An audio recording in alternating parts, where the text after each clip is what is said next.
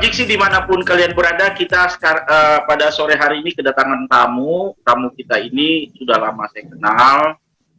Nanti namanya tanya aja sama beliau nanti ya.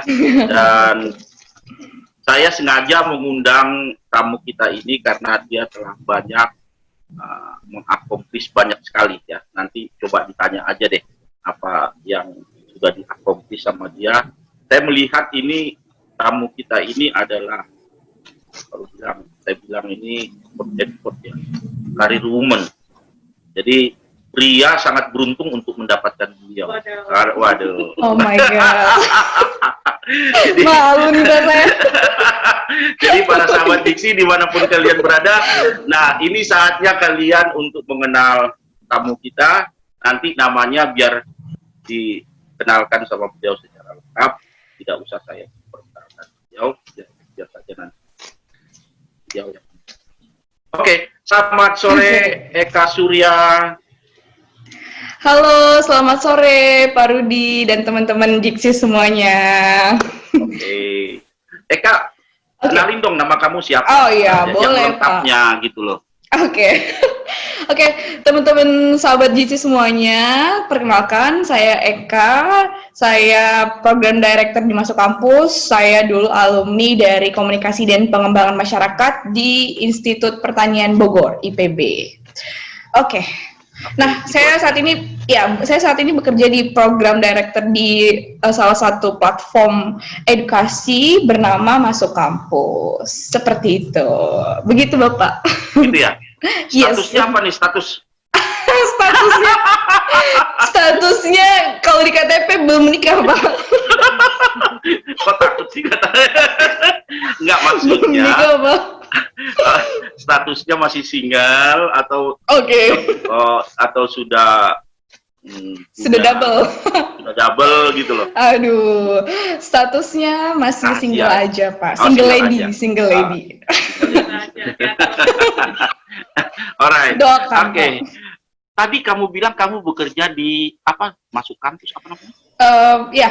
Jadi platform edukasi, jadi startup pendidikan, Pak. Ya. Oke. Itu bergerak dalam apa ya, Eka? Masuk Kampus itu kita bergerak di bidang pendidikan, Pak. Jadi kita bisa dikatakan startup yang masuk ke dalam dunia pendidikan seperti itu. Terus apa yang kamu lakukan? Jadi kita di sana di Masuk Kampus itu kita melakukan penjembatan. Jadi kita itu menjembatani anak-anak SMA yang mau masuk ke kuliah. Jadi kita memberikan informasi pertama. Terus yang kedua kita juga memberikan simulasi untuk masuk ke PTN, ke perguruan tinggi. Terus yang ketiga kita juga ada sesi untuk konsultasi dan juga kita untuk sharing bersama adik-adik SMA seperti itu. Sudah berapa lama itu berdiri? Kalau Masuk Kampus untuk secara ofisialnya kita dari 2018, jadi memang baru 2 tahun ini. Tapi sebenarnya sebelum secara operasional itu kita udah secara event itu dari tahun 2014. Iya, jadi kita ngadain event. Jadi awalnya kita sebuah event, terus sudah itu kita bangun perusahaan namanya Masuk Kampus. Oke. Jadi kalian ini menjembatani dari sekolah-sekolah, anak-anak siswa-siswa, mahasiswa. Memang kenapa harus dijembatani? Ada apa? Ada gap antara SMA dengan Masuk Kampus atau gimana? Oke, sebenarnya gapnya gini, Pak. Jadi kita kan nyasarnya di Instagram ya, Pak, di sosial media. Jadi kita mainnya digital marketing. Nah, di dalam dunia pendidikan ini, terutama anak SMA, itu ada 2 tipe dari manusianya. Jadi tipe pertama adalah manusia atau siswa yang dia tidak terdedah informasi. Jadi benar-benar informasinya zero banget untuk masuk ke perguruan tinggi. Jadi mereka nggak tahu ada univ apa aja sih di Indonesia ini, bagaimana cara masuknya sih gitu. Jadi mereka nggak tahu. Nah, kita sasaran pertama adalah anak-anak itu. Jadi yang anak-anak belum tahu informasi sama sekali, dan kita menyediakan informasi itu di Instagram. Lalu yang kedua adalah anak-anak yang sebenarnya dia sudah terdedah informasi. Nah, ini contohnya itu anak-anak di Jabodetabek, karena kan kita bisa tahu nih Jabodetabek itu dekat sekali dengan pusat pemerintahan dan segala pusat lah ada di sana gitu. Jadi otomatis nyari info itu nggak akan susah. Nah, tapi masalahnya anak tipe kedua ini adalah malas. ada info, tapi dia nggak mau nyari, dia malah mainnya Instagram aja. Nah, dari situ makanya kita juga menyasar ke golongan yang kedua ini, yang siswa malas ini, untuk mereka menggiring mereka untuk main Instagram itu nggak cuma main, tapi dapat info juga melalui masuk kampus, seperti itu, Pak. Eka pernah dengar nggak bahwa ada suatu penelitian mengatakan 87% mahasiswa Indonesia itu salah jurusan? Oke, betul Pak, betul, benar sekali. Nah, salah satunya kita untuk menghindari isu seperti itu ataupun kita meminimalisir hal-hal seperti itu, jadi kita mengadakan seminar untuk anak SMA. Jadi kita menggiring mereka ataupun membimbing mereka menuju ke jurusan yang tepat, baik pada mereka dan juga ke PTN yang cocok untuk mereka. Jadi berdasarkan passion mereka dan ketidaksukaan. Jadi dinilai SWOT-nya lah diri mereka seperti apa. Jadi kalian nanti mengarahkan jurusan mereka itu sesuai dengan passion. Ya, something like that, Pak. Ya, tapi memang saya sangat miris juga melihat mendengar data itu ya sampai 87%. Can you imagine orang itu 87% itu buang waktu 4 tahun ya tidak sesuai dengan passionnya, sangat menyedihkan ya. Benar Pak, benar. Nah, kalau seperti kayak bisnis yang kalian lakukan ini ada berapa di Indonesia ini? Sehingga itu data masih baru loh, yang 87% itu bukan data lama. Sehingga muncul data yang begini, ada berapa pesaing lah misalnya, pesaing dari kalian. Pesaing dalam bisnis. Kalau untuk pesaing di Indonesia sendiri, untuk yang besarnya mungkin ada cukup banyak ya Pak ya, dan apalagi yang masih kecil-kecil juga udah mulai tumbuh-tumbuh gitu. Jadi biasanya itu mereka menyasarnya, tapi sebenarnya beda market dengan kita Pak. Jadi mereka tuh langsung menyasarnya ke anak SMA dan anak SMP. Jadi jarang untuk spesifik ke kelas 12 SMA. Kalau kami kan ke 12 SMA. Nah, kalau yang platform lain itu kita memang mereka itu belum ke kita gitu. Maksudnya beda pasar gitu. Boleh disebut merek nggak Pak kalau di sini? Oh, nggak usah. Soalnya itu clue-nya sering muncul di TV. Nah, itu dia targetnya luas, dia SMP, SMA, bahkan SD.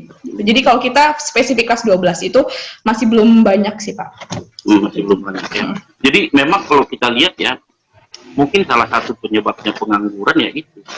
Jadi banyak dari universitas diluluskan, tetapi memang tidak sesuai dengan bidangnya mereka. Jadi at the end mereka bekerja biasa saja, tidak maksimum ya. Jadi sebenarnya kayak seperti Eka lakukan itu, menjembatani dari high school ke universitas itu bagus. Tapi nanti di universitas lagi tuh perlu jembatan lagi sebenarnya. Betul Pak, sebenarnya perlu jembatan lagi. Nah, disitulah kita hadir. Diksi sebenarnya hadirnya di situ, menjembatani dari mahasiswa yang sudah tamat masuk ke dunia kerja. Karena kadang-kadang kan mereka juga udah 87% mereka itu salah jurusan.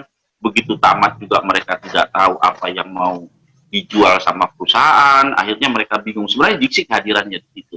Alright. Nah, kemudian saya dengar-dengar juga waktu itu pernah membuat suatu event yang besar. Eventnya itu sampai ke kota-kota besar ya? Ya, betul Pak. Kita ngadain dalam 1 tahun itu 26 kota Pak, 26 titik. 1 tahun, 26 kota? Dalam 1 tahun, betul. Oke. Bisa sebutkan kota-kota apa yang itu?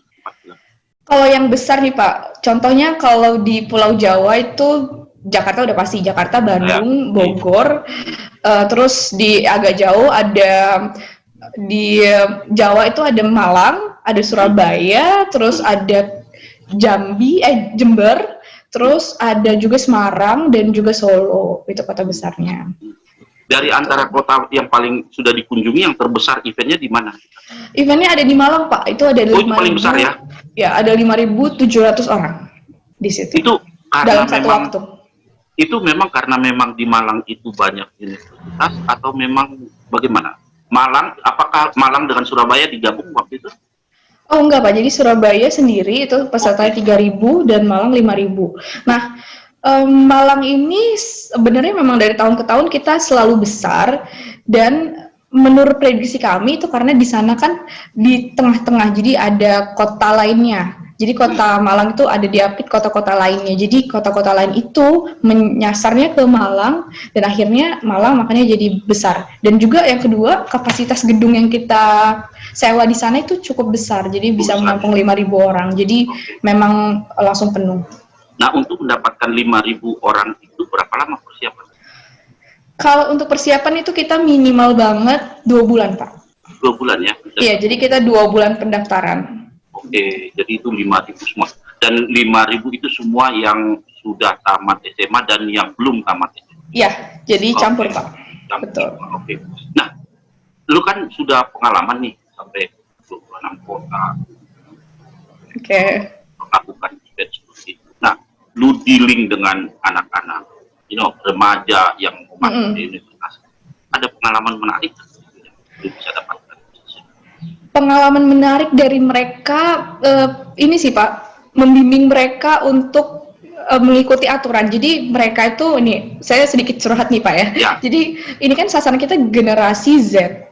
Generasi Z itu mereka yang lahir di tahun 2000. Nah, jadi mereka ini tipenya adalah sedikit manja. Jadi kalau misalnya kita udah detailkan nih cara pendaftarannya di sosmed, jadi dari step by stepnya udah dibimbing, tapi tetap aja mereka masih ada yang nanya. Jadi kurang membaca dan mereka itu manja. Jadi memang kita nge-service mereka itu agak beda sih Pak treatmentnya. Itu pengalaman pertama yang saya dapat. Terus yang kedua, mereka itu anak yang target market yang kurang loyal Pak, anak SMA. Jadi makanya kita sebisa mungkin tuh servisnya itu harus bener-bener full banget ke mereka gitu. Jadi mereka tuh lebih suka didekatkan secara personal. Bahkan mereka nggak peduli sebenarnya produknya apa gitu. Karena di luar sana juga ada produk sejenis kita gitu. Nah, tapi yang mereka ambil adalah mana servis yang paling baik. Mana yang menurut mereka oke secara personalitinya. Mereka tidak mau yang ruwet, yang complicated prosedur. Yes. Benar. Nah, ini kan anak yang masih high school, yang boleh quote and quote dikatakan mereka itu labil. Nah, dalam mengambil suatu keputusan, misalnya mengambil jurusan yang mereka pilih, kadang-kadang kan suka terpengaruh. Nah, bagaimana lu menanggapi itu sehingga mereka benar-benar pilihan itu adalah sesuai dengan minat mereka sendiri sehingga tidak terpengaruh dengan Oke, kalau dari kami sendiri itu memfasilitasinya dengan seminar. Jadi kita memberikan seminar kepada mereka, kita di situ memaparkan pandangan-pandangan terkait jurusan-jurusan apa sih yang cocok buat kalian berdasarkan kegemaran kalian. Nah, kita juga di situ mencerdaskan mereka, kenapa sih kita harus milih jurusan sesuai kegemaran, karena ini berkaitan dengan dunia kerja. Jadi ketika udah lulus, pastinya kita lulus itu kan bukan sebuah finish, jadi lulus itu malah sebuah start ke jenjang selanjutnya, ke pekerjaan, ke kehidupan rumah tangga mungkin gitu. Jadi makanya sebelum dia muncul ke start itu atau mulai ke dalam titik lulus itu mereka itu harus kita arahkan ke jurusan yang tepat. Makanya kita benar-benar menekankan mereka harus milih jurusan yang tepat dan memikirkan visi ke depannya. Jadi jangan asal milih. Misalnya, oke, aku masuk ke kedokteran karena orang tua aku mau ya kedokteran, tapi dia nggak mikir bahwa ke depannya itu gimana karirnya, apakah dia yakin mau berkarir di kedokteran sedangkan kuliahnya aja cukup lama dan sebagainya gitu. Lebih ke kesiapan mental. Memang itu sih penting ya, karena banyak orang itu kadang-kadang ambil keputusan karena prestis seperti betul Pak, betul. Dan mereka tanpa melihat ke depan itu mana. Benar, karir ya Pak. Nah, karir bisa juga. Jadi kamu bilang tadi kalian mengadakan seminar-seminar mungkin motivasi atau dalam bentuk pengarahan tentang dunia kerja, ya kan gitu ya. Itu seminar itu diadakan pada waktu kapan itu? Pada waktu misalnya diadakannya event itu atau memang sebelum diadakan event sudah jadi? Jadi serangkaian Pak. Jadi rangkaian? event simulasi tryout itu serangkaian dengan si seminarnya. Gitu. Jadi Nah, mereka setengah hari. nah, my question, bagaimana you dapatkan dana? Kan itu kan bikin event itu kan besar ya. Ya, Jadi betul. butuh dana yang besar. Nah, apakah you collect juga uang dari mereka peserta atau bagaimana? Oke, jadi seminar dan juga tryout dalam event kita itu merupakan salah satu produk kita di samping produk-produk yang lainnya. Nah, jadi makanya kita ada tiket masuknya dan itu berbeda-beda di setiap kotanya. Jadi tergantung dari kotanya. Jadi misalnya Jakarta pasti berbeda dengan Solo gitu dan seterusnya gitu. Jadi memang ada HTM-nya. Tapi ada juga sponsor barangkali. Iya betul, jadi kita macam subsidi sih Pak. Jadi misalnya dari let's say harganya 100.000 dalam ininya ya Pak ya, apa modalnya lah dalam artian 100.000. Nah itu karena ada sponsor, jadi mereka itu bayarnya nggak 100% gitu. Jadi paling 50% atau 40%. Nah, melihat tadi kan you bilang tadi bahwa mereka ini generasi sekarang ini sangat manja, mereka tidak mau yang berbelit lah, mereka maunya simpel aja ya. Betul. Simpel menggunakan Android ya kan gitu ya. Nah, kalau menurut kamu sendiri sampai kapan ini generasi?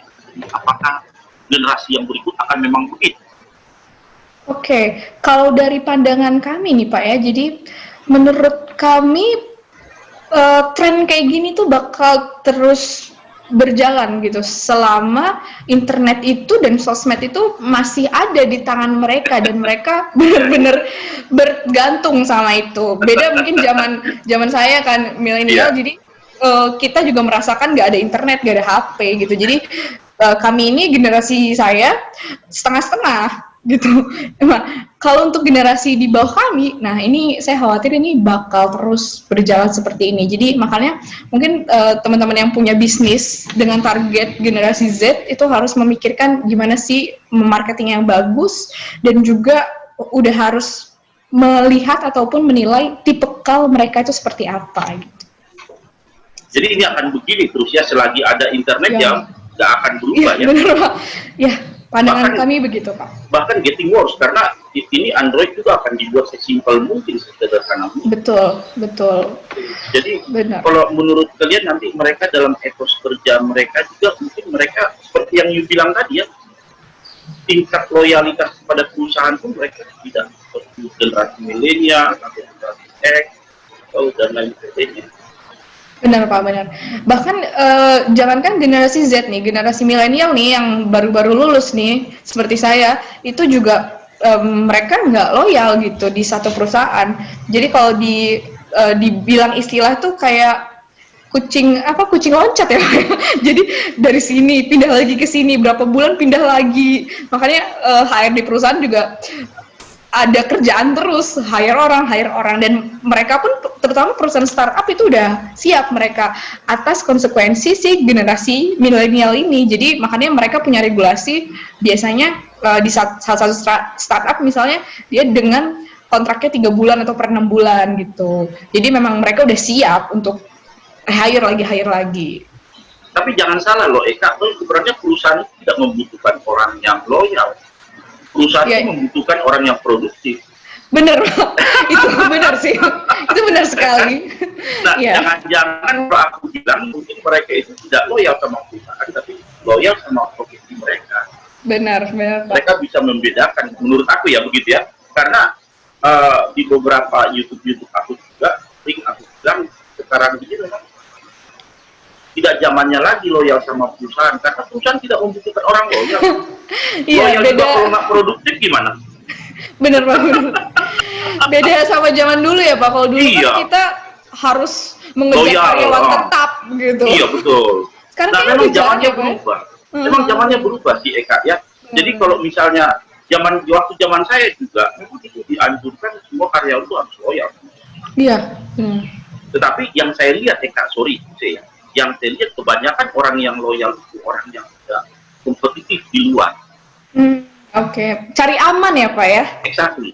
Iya. Jangan-jangan itu yang terjadi di generasi sekarang.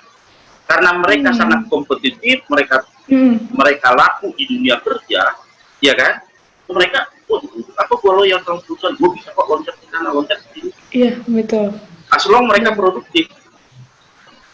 What do you think? Benar. Ya kan, as long mereka produktif. Ya, kalau dari perusahaan saya juga kan itu startup ya Pak, dan ini juga tipe-tipenya seperti ini. Jadi kita juga meng-hire anak-anak generasi Z. Jadi mereka yang baru lulus SMA itu kita hire juga di perusahaan kita. Dan mereka juga tipenya seperti itu. Jadi kita nggak bisa mengharapkan mereka harus berapa tahun di perusahaan kita gitu. Jadi ya sesuai mereka maunya berapa lama, ya di situ kita set aja goals-nya sesuai dengan kontrak. Dan kita juga nggak ada masalah sih Pak tentang itu, karena memang balik lagi semua yang penting adalah produktivitas.